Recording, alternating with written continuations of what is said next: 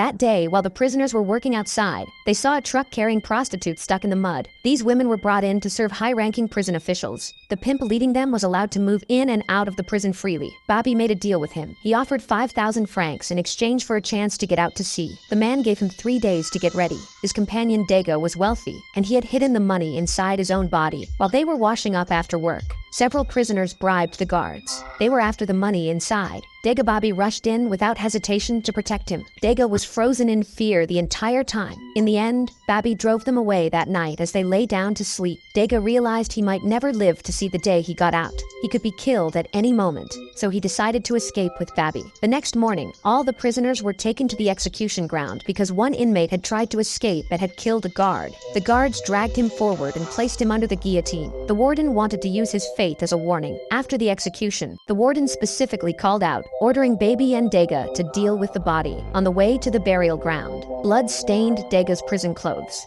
Fear left him standing there unable to move.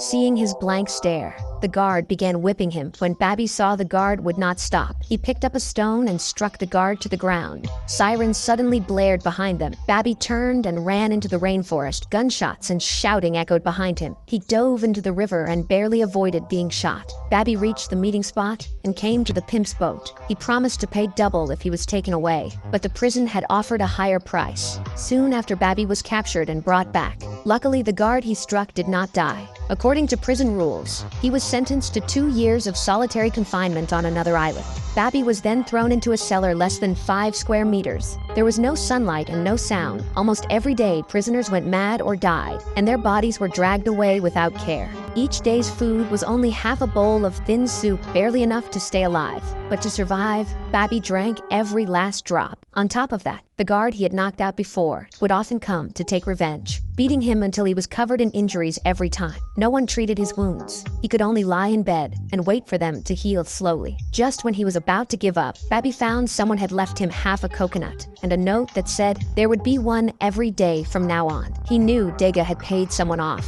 giving him a reason to keep living. Bobby savored the sweet taste of the coconut and slowly regained his strength. He began to train his body inside the cellar. One day during food delivery, someone suddenly wanted to check the bucket.